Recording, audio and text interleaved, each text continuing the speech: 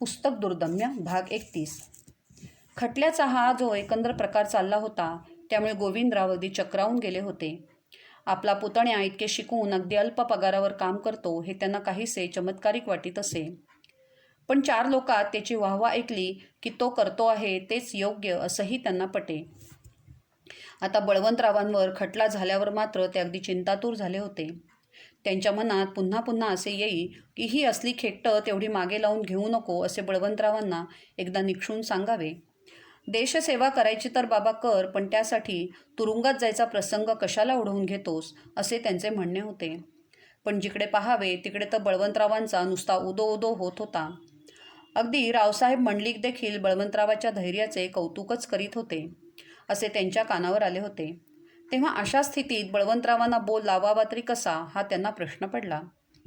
शेवटी त्यांनी असे ठरवले की ह्या गोष्टी आपल्याला कळत नाहीत असे समजून गप्प राहायचे आणि आपल्याकडून बळवंतरावाला होईल तेवढे सहाय्य करायचे. पण सहाय्य करायचे काम अधिक मोठी आणि कर्तबगार माणसे करीत होती. शिवाय ते काम गोविंदरावांच्या अगदी अवाक्याबाहेरचे होते. तेव्हा गोविंदराव आपले कर्तव्य बुद्धीने रोज सकाळ संध्याकाळ बळवंतरावांच्या बिऱ्हाडी जाऊन बसत आणि कोणी आपल्याला काही काम सांगतो का याची वाट पाहत राहत. बाहेर बराच वेळ ताटकळल्यावर ते घरात जाऊन सुनेची चौकशी करीत. तिच्या मनात काय चालले असेल ते असो, पण एका शब्दाने देखील ती बोलून दाखवीत नसे. मुकाट्याने ती आपली नित्याची कामे करीत राही. आधीच ती अबोल, त्यात अधिकच ती अबोल झाली होती. वर्षाकाठी 2 लुगड्यांपलीकडे आपल्याला काही नको असे तिने आता पक्के ठरवून टाकले होते. कधी कोणाकडे बसायला जाण्यासाठी म्हणून देखील आता ती घराबाहेर पाऊल टाकीत नसे. आपल्या नवऱ्यावरचे संकट टाळावे म्हणून तिने कसले तरी व्रत धरले होते आणि ते ती मनोभावे आचरत होती. गोविंदराव तिच्याशी इकडचे तिकडचे बोलत, कृष्णीचे अंमळ कौतुक करीत, काय हवे नको ते पाहत आणि मग बाहेर येऊन सुस्कारा सोडीत. हा सगळा प्रकार चालला असताना न्यू स्कूलमधल्या मंडळींना शास्त्रीबुवांचा मोठाच आधार वाटत असे. ते मोठे धीराचे होते आणि अबोलपणे आपल्याकडून जेवढे होईल तेवढे काम ते या प्रकरणात करीत होते. पण शास्त्रीबुवांची तब्येत एकाएकी फारच बिघडली. बुधवारी संध्याकाळी त्यांना ताप भरू लागला आणि तो वाढत जाऊन त्यांना वायू झाला. तेव्हा डॉक्टर विश्राम यांना बोलवून आणले. त्यांनी नळी लावून पाहिली. तो ताप 107 अंशापर्यंत धडकला होता. शास्त्रीबुवा बरळू लागले. I won't take your medicine. I shan't be poisoned. Take care. You will have to answer. This is Kolhapur Maharaja's case. Case औषधापलीकडे गेली होती. गुरुवारी मार्च महिन्याच्या 17 तारखेला सकाळी 5:30चे सुमारास शास्त्रीबुवांनी अखेरचा श्वास सोडला. गावात ही बातमी पसरल्यावर सारे वातावरण पालटल्यासारखे झाले. न्यू स्कूलातल्या विद्यार्थ्यांचे थवेच्या थवे डोलकर आळीकडे जाऊ लागले. इतर शाळातील विद्यार्थी देखील तिकडेच धावले. गावातील प्रतिष्ठित मंडळी दुःखी मुद्रेने चिपळूणकरांच्या घरी जमा होऊ लागली. विष्णूशास्त्र्यांचे घर या सगळ्या गर्दीने भरून जाऊन आज शिरण्यास देखील रीघ राहिली नाही. बाहेरचा सर्व रस्तासुद्धा लोकांच्या जमावाने भरून गेला. ठिकठिकाणी लोकांच्या थवेचे थवे उभे होते आणि दुःखोद्गार काढीत होते. मराठी भाषेचा पुरस्कर्ता गेला. काय हो, थोड्या वयात केवढा खटाटोप मांडला होता, पण सर्व लयाला गेला. आता या तरुण मंडळींचं कसं निभावणार तो एक परमेश्वर जाणे. झालं, कृष्णशास्त्र्यांचं घर बुडालं. त्यांचा लौकिक चालवायला आता कोणी राहिला नाही. आमचे चिपळूणकर सर इंग्रजी इतकं उत्तम शिकवीत म्हणून सांगू, घंटा कधी झाली त्याचं भानही राहत नसे, असे नाना प्रकारचे उद्गार ठिकठिकाणी ऐकू येत. माधव रानड्यांना ही गोष्ट कळली तेव्हा तो सुन्न होऊन कितीतरी वेळ स्तब्ध बसून राहिले आणि मग उद्गारले, he had no business to die so soon. शास्त्रीबुवांनी आपल्यावर केलेल्या जहरी टीकेचे त्यावेळी त्यांना पूर्णपणे विस्मरण झालेले होते. यात माधवराव रानड्यांचा मनाचा मोठेपणा तर होताच, पण हे त्या कालखंडातल्या समाज जीवनाचे एक मोठे आकर्षक वैशिष्ट्य होते. तेव्हा माणसे भांडत तंडत, एकमेकांविषयी अद्वातद्वा लिहित आणि बोलत, इतकेच काय तर एकमेकांचे अनहित देखील करीत. पण तरी देखील आपण सगळे एक आहोत, एका समाज कुटुंबातले आहोत, तोडून टाकता येणार नाही अशा नात्याने एकत्र बांधलेले आहोत अशी खोल कुठेतरी त्यांची भावना असे. ही भावना मुळी त्यांच्या ठिकाणी जन्मजातच असे. शास्त्रीबुवांच्या घरी जमलेल्या गर्दीत बळवंतराव केरुनांना पुढील सर्व व्यवस्था करायला मदत करीत होते. आगरकर ओलावलेल्या डोळ्यांनी एका बाजूला उभे होते. त्यांच्या डोळ्यासमोर एक जोमदार वृक्ष त्याला सुंदर फळे लागण्यापूर्वीच उन्मळून पडलेला त्यांना दिसत होता. आपट्यांच्या भावनाशील हरी तर वेडावून गेल्यासारखा झाला होता. त्याच्या डोळ्यातून घळघळा अश्रू वाहत होते. शास्त्रीबुवांची परंपरा पुढे चालवायची प्रतिज्ञा तो आपल्या मनाशी करीत होता. पुण्यात तेव्हा देखील विघ्नसंतोषी लोक काही थोडके नव्हते. त्यांनी कंडी उठवली की कोल्हापूर प्रकरणी धास्ती घेऊन शास्त्रीबुवांनी विषप्रयोगाने आत्महत्या केली. तिला आधार बहुधा शास्त्रीबुवांच्या वातातील बरळण्याचा असावा. ही कंडी वाऱ्यासारखी पसरली आणि थेट पोलीस खात्यात देखील जाऊन पोहोचली. त्यामुळे अशी धास्ती निर्माण झाली की सिव्हिल सर्जनकडून प्रेताची तपासणी झाल्याशिवाय काही पोलीस पुढच्या संस्कारांना परवानगी द्यायचे नाहीत. आगरकरांना हे कळले तेव्हा ते चवताळून म्हणाले, त्या क्षुद्र वृत्तीच्या जीवाणूंना जाऊन सांगा, एवढ्याशा संकटानं कच खाण्याइतके आमचे शास्त्रीबुवा कमकुवत नव्हते आणि आम्ही त्यांच्याबरोबर काम करणारी मंडळी आता खचून जाऊ अशी त्यांची आशा असेल तर ती फोलच ठरणार आहे. बळवंतराव काहीच बोलले नाहीत. त्या या प्रसंगातून मार्ग कसा काढावा याचा विचार करू लागले. पण केरूनाना, बाबा गोखले वगैरे प्रतिष्ठित मंडळी पुढे सरसावली.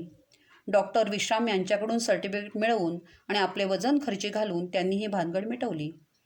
या कामी शास्त्रीबुवांच्या जहरी टीकेचा विषय झालेले ज्योतिबा फुले यांनी देखील त्यांना मदत केली. प्रसिद्ध पुरुषाचे प्रेत दहन करण्यापूर्वी स्मशानातच त्यांच्या गुणवर्णनपर भाषणे करण्याचा नवा प्रघात तेव्हा पुण्यात सुरू झाला होता. त्यानुसार शास्त्रीबुवांचे शिष्य राजश्री रामभाऊ साने यांनी एक छोटेसे भाषण केले. मग इतरही काही मंडळींनी भाषणे करावी असा विचार चालला होता. परंतु केरूनाना म्हणाले, तुम्ही उगीच अधिक भाषणात वेळ घालवाल आणि मध्यंतरी पोलिसांनी पुन्हा कटकट उपस्थित केली म्हणजे पस्तावाल. तेव्हा झालं इतकं भाषण पुरे, एकदाचा दहनविधी उरकून घ्या कसा. हे शहाणपणाचे भाषण ऐकून मंडळीत दहनविधी उरकला. 11 वाजता जड अंतःकरणाने मंडळी घरोघर परतली. आपट्यांचा हरी मात्र मनाने इतका अस्वस्थ झाला होता की तो तसाच जामखिंडीकरांच्या वाड्यात जाऊन बसला. मित्रमंडळींसह गप्पा गोष्टी करीत बसायची त्याची ही नित्याची जागा होती. तेथे एकांतात बसून त्याने एक दीर्घ कविता लिहून काढली. शिष्य जनविलाप हे नाव देऊन दत्तोपंत जोशी यांनी ती छापण्यास दिली. शास्त्रीबुवांच्या दुखोट्याची सभा जेव्हा न्यू स्कूलात भरली तेव्हा ती प्रकाशित करण्यात आली. कवितेवर लेखकाचे नाव नव्हते, पण तो कोण हे सर्वांना माहीत होते. आगरकरांनी कवितेचे प्रकाशन करताना तिच्यातील अनेक श्लोक वाचून दाखविले आणि कवितेतील उदात्त आशयाची स्तुती केली. बळवंतरावांनी देखील त्या प्रसंगी भाषण केले, पण भाषण करणे त्यांना तितकेसे जमत नसे. भावना व्यक्त करणे तर त्याहूनही जमत नसे. बोलताना ते अडखळत आणि त्यावेळी त्यांचा चेहरा अधिकच कोरडा आणि निर्विकार होई. प्रारब्धम उत्तम जनान परित्यजंती या तत्वानुसार या संकट प्रसंगी आपण वागले पाहिजे असे त्यांनी आपल्या भाषणात सांगितले.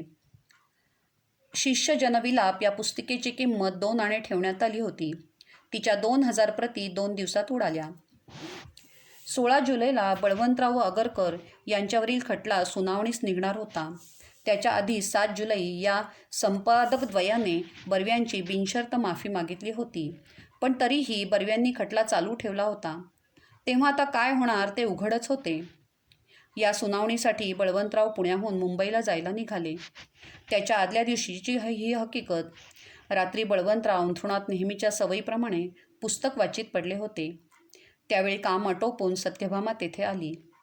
बळवंतरावांचे तिच्याकडे लक्ष गेले तेव्हा तिने भ्यायलेल्या स्वरात विचारले, आता काय होणार? बळवंतराव बेफिकीरपणे हसले. जास्तीत जास्त म्हणजे तुरुंगाची यात्रा घडेल, याहून अधिक काय घडणार आहे? सत्यभामा रडकुंडीला आली. मला फार काळजी वाटते. बळवंतरावांनी मिटलेले पुस्तक उघडले. तू अगदी काळजी करू नको. मी नामजोशांना इथली सर्व व्यवस्था बघायला सांगितलं आहे. ते सर्व पाहतील. आमची कसली आली आहे काळजी?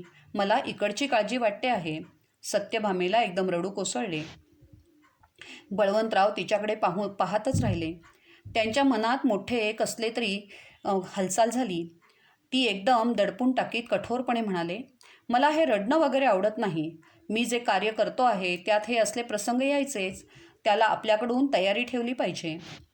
दुसऱ्या दिवशी आगगाडीतून मुंबईला जाताना बळवंतराव आगरकरांना म्हणाले, बाकी सर्व ठीक आहे, पण ही बायकांची रडारड वगैरे मला मुळीच आवडत नाही.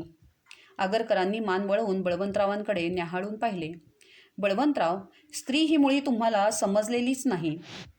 बळवंतरावांनी आपल्या झडप घालणाऱ्या नजरेने त्यांच्याकडे पाहिले आणि मग बेफिकीरपणे म्हणाले, नसेल कदाचित, पण मला तरी ते इष्टच वाटतं.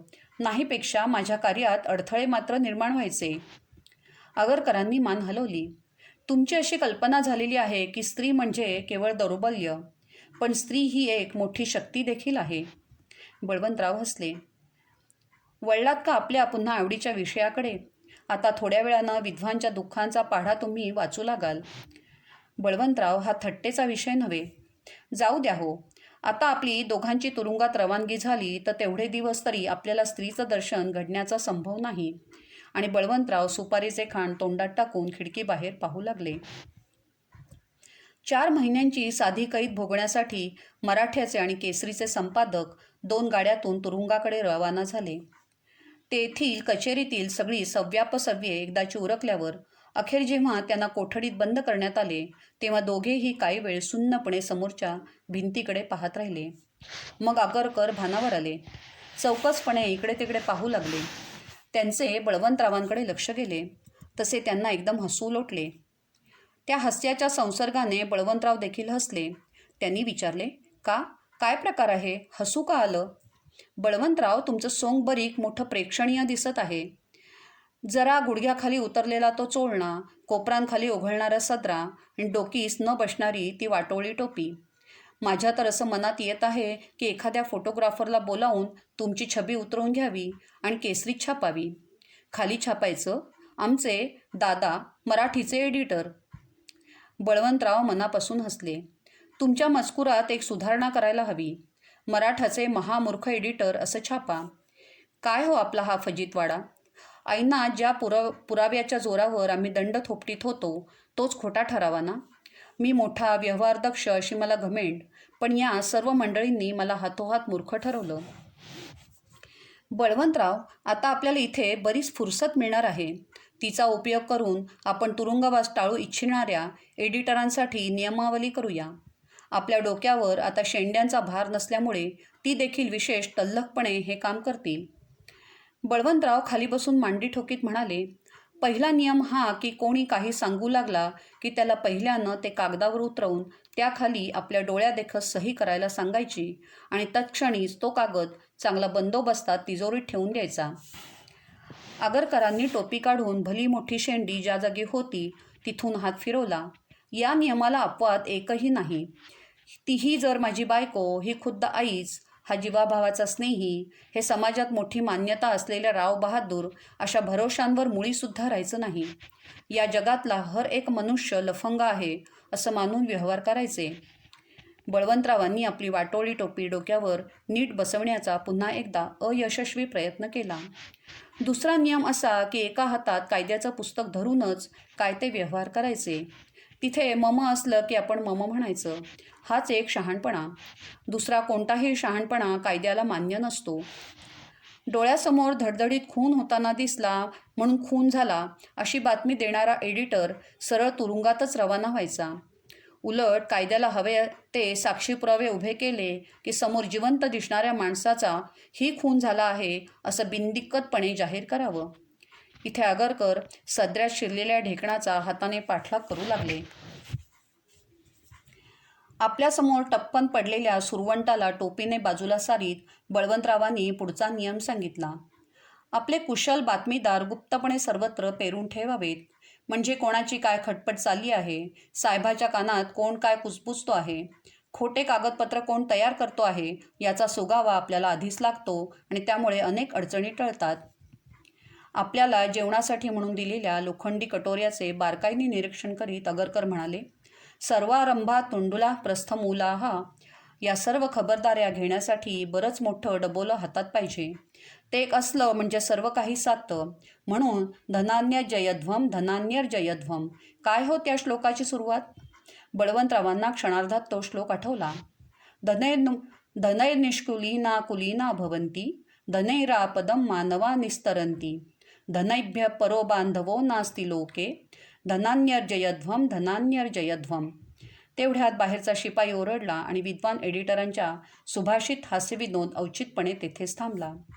मग आपल्याला दिलेले घोंगडीचे तुटके रक्ते जमिनीवर पसरून बळवंतराव आडवे झाले आणि पाहता पाहता घोरू लागले. आगरकरांनी देखील तोच प्रयत्न चालविला होता, पण ढेकणांच्या झुंडीच्या झुंडी त्यांच्या अंगावर चालून आल्या. त्यांच्याशी मोठ्या शर्थीने झुंज देत असतानाच पहाट झाली.